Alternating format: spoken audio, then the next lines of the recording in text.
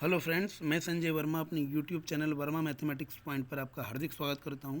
दोस्तों, आज हम हाई स्कूल परीक्षा 2024 विषय सामाजिक ज्ञान विषय के पेपर को देखेंगे कि इसमें किस तरह से महत्वपूर्ण प्रश्नों का संग्रह किया गया है। ये पेपर 75 नंबर का रहेगा, समय 3 घंटे रहेगा और 23 प्रश्न आएंगे। तो आइए देखते हैं हम पेपर को। पेपर में हमारा रहेगा, पहला प्रश्न रहेगा वस्तुनिष्ठ प्रश्न, बहुविकल्पीय प्रश्नों के उत्तर लिखिए। तो पहला प्रश्न है, पुरानी जलोढ़ मिट्टी को क्या कहा जाता है। तो पुरानी जलोढ़ मिट्टी को खादर कहा जाता है। क्या कहा जाता है? खादर कहा जाता है। बांधों को आधुनिक भारत का मंदिर किसने कहा? बांधों को आधुनिक भारत का मंदिर पंडित जवाहरलाल नेहरू ने कहा। दो या दो से अधिक देशों के व्यापार को क्या कहते हैं? तो वो तो स्वाभाविक एक अंतर्राष्ट्रीय व्यापार कहेंगे। आगे हमारा चौथा प्रश्न रहेगा, मुद्रण ईश्वर की दी हुई महानतम देन है, ये किसने कहा था? तो ये कहा था मार्टिन लूथर ने। बेल्जियम की राजधानी ब्रुसेल्स है। सकल घरेलू उत्पाद का मापन कौन करता है? जीडीपी के बारे में बात हो रही, तो ये केंद्रीय सरकार हमारा करती है, इसका मापन केंद्रीय सरकार करते हैं। आगे प्रश्न है, अगला प्रश्न नंबर 2 रहेगा जो कि हमारा खालिस्तान रहेगा। तो छोटा नागपुर क्षेत्र में जनजातियां निवास करती है, कौन सी जनजाति निवास करती है? तो वहाँ संथाल भी करती है और मुंडा भी करती है। तो मोस्टली इसका आंसर मुंडा आ जाएगा। क्या आ जाएगा? मुंडा। दूसरा है, जल परिवहन देश का सबसे सस्ता व सबसे उत्तम परिवहन का साधन है। विश्वव्यापी आर्थिक मंदी कौन से वर्ष में आई थी? तो ये एक्चुअली 1930 वाले दशक में थी, परंतु इसकी स्टार्टिंग 1929 से हुई थी और ये ख़त्म हुई थी 1939 तक। तो अपन इसमें लिखेंगे विश्वव्यापी आर्थिक मंदी 1929 से लेकर 1939 तक आई थी। ठीक है। आगे प्रश्न है हमारा, श्रीलंका में सर्वाधिक धर्म के लोग रहते हैं। कौन से धर्म के लोग रहते हैं? तो वहाँ बौद्ध धर्म के लोग रहते हैं। और कौन से बौद्ध? थेरावा बौद्ध। कौन से बौद्ध हैं? थेरावा बौद्ध, है ना, बौद्ध धर्म के रहते हैं, ये भी लिख देंगे, चल जाएगा। और थेरावा बौद्ध। आगे प्रश्न है, भारत के प्रथम विधि मंत्री कौन थे? तो वो थे डॉक्टर भीमराव अंबेडकर। कौन से? डॉक्टर भीमराव अंबेडकर। आगे प्रश्न है, मधुमक्खी पालन में आता है, कौन से उसमें आता है ये? तो ये एपीकल्चर के अंदर आता है। ठीक है। अगला तीसरा प्रश्न रहेगा हमारा, सत्य असत्य का चयन करना है। तो भारतीय वन्य जीव अधिनियम 1972 में लागू हुआ था, बिल्कुल सत्य है।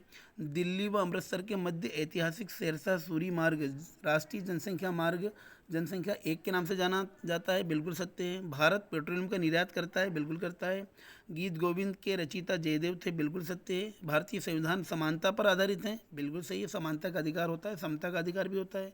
लोकतंत्र का सबसे अच्छा गुण नागरिकों की गरिमा में वृद्धि करना है, बिल्कुल सत्य है। तो सारे के सारे हमारे आंसर सत्य निकले। आगे देखते हैं, हमारा चौथा प्रश्न है। चौथा प्रश्न है, सही जोड़ी बनाइए। सही जोड़ी बनाइए में रबर का उत्पादक देश कौन सा होता है? तो वो होता है हमारा केरल। ठीक है ना। ऑल इंडिया लिमिटेड, ये कौन सा उद्योग होता है? ये संयुक्त मिला के उद्योग होता है, संयुक्त उद्योगी होता है। कृत्रिम पतन ये चेन्नई बंदरगाह के अंदर होता है। क्रिस्टोफर कोलंबस अमेरिका की खोज करी थी। स्पिनिंग जेनी, ये ऊन की कटाई, चरखा वो बुनने की, मतलब ऊन को बुनने वाली मशीन होती है, तो ऊन कटाई वाली मशीन। गोस्वामी तुलसीदास रामचरितमानस। ठीक है ना। तो ये हमारी सही जोड़ी भी कंप्लीट हुई। अगला प्रश्न रहेगा हमारा पांचवा प्रश्न, एक वाक्य में उत्तर लिखिए। तो एक वाक्य में क्या है? साइमन कमीशन क्या है? तो साइमन कमीशन को थोड़ा सा लिखना पड़ेगा, तो लिख तो नहीं सकता, मैं बोल जरूर लूँगा यहाँ पे। साइमन कमीशन क्या है? तो सुनना, ध्यान से लिखना, नोट्स बना सकते हो आप। साइमन कमीशन, साइमन आयोग 7 ब्रिटिश सांसदों के समूह था जिसका गठन 8 नवंबर 1927 में भारत में संविधान सुधारों के अध्ययन के लिए किया गया था। और इसका मुख्य कार्य मॉन्टेग्यू चेम्सफोर्ड सुधार की जांच करना था। 3 फरवरी 1928 में साइमन कमीशन भारत आया था। ठीक है, इतना लिख सकते हैं। क्या? एक बार और रिपीट कर रहा हूँ मैं। साइमन आयोग 7 ब्रिटिश सांसदों का एक समूह था जिसका गठन 8 नवंबर 1927 में भारत में संविधान सुधारों के अध्ययन के लिए किया गया था। और इसका मुख्य कार्य मॉन्टेग्यू चेम्सफोर्ड सुधार की जांच करना था। 3 फरवरी 1928 में साइमन कमीशन भारत आया था। ठीक है। आगे, भूमध्य सागर के पूर्व में स्थित देशों को क्या कहते हैं? भूमध्य सागर के पूर्व में स्थित देशों को क्या कहते हैं? तो उन्हें हम कहते हैं लेवेंट। क्या कहते हैं उन्हें? हम लेवेंट कहते हैं। राजनीतिक दल को मान्यता कौन देता है? तो भारत का चुनाव आयोग, निर्वाचन आयोग ही राजनीतिक दल को मान्यता देता है। अब शपथ पत्र क्या है? शपथ पत्र हमारा हो जाएगा, शपथ पत्र रहेगा, एक लिखित वादे को शपथ पत्र कहा जाता है जिसके अनुसार कोई व्यक्ति लिखित रूप में या किसी काम को करने या ना करने का हमसे वादा करता है, उसको क्या कहते हैं? शपथ पत्र, जैसे एफिडेविट बोलते हैं। शपथ पत्र का एक बार और डेफिनेशन देखते हैं कि शपथ पत्र एक लिखित वादे को शपथ पत्र कहा जाता है, जिसके अनुसार कोई व्यक्ति लिखित रूप में एक किसी काम को करने या ना करने का वादा हमसे करता है। अगला प्रश्न है, the first lady of civil rights किसे कहा गया है?